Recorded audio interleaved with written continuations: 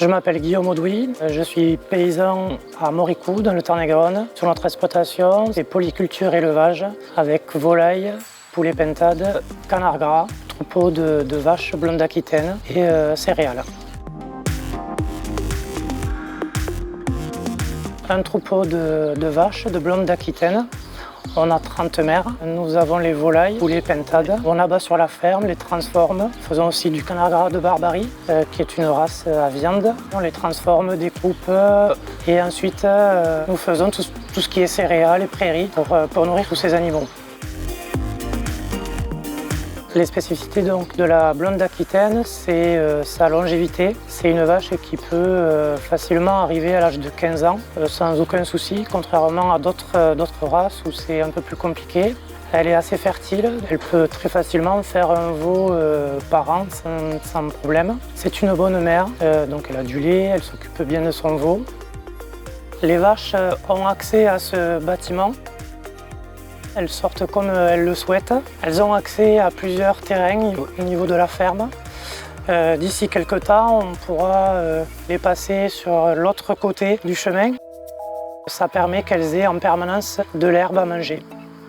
L'alimentation de la blonde d'Aquitaine, en fait, c'est un équilibre. Autant de protéines avec la luzerne, la trèfle ou l'orge pour ruminer du foin.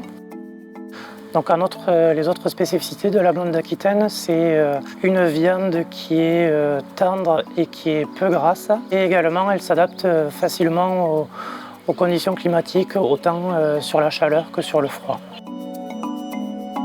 La France détient le premier cheptel d'Europe avec 18 millions de bovins, dont 10 millions de races à viande, telles que la Limousine, la blonde d'Aquitaine ou la charolaise. On compte en moyenne en France 60 vaches par cheptel. Chez nous, à l'Asplande, on a fait le choix d'en avoir 30 pour privilégier la qualité à la quantité.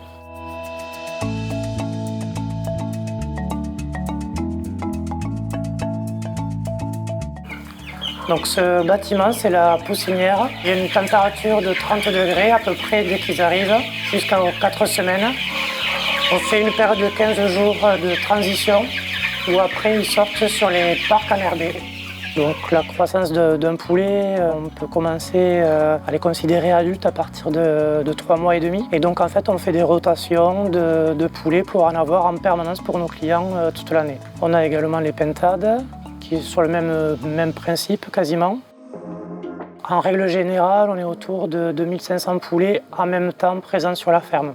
C'est difficile de se rendre compte qu'il y a eu 6 générations, parce que chaque fois qu'on y repense, on se dit alors c'est l'arrière quand on remonte et tout ça dans les archives. Alors on voit les évolutions au niveau des bâtiments de la ferme, le pigeonnier, les séchoirs, la porcherie. Et donc bon, c'est toujours un plaisir et une fierté de le dire. J'aime dire qu'on est paysan, on reprend un peu ce que faisaient nos arrière-grands-parents.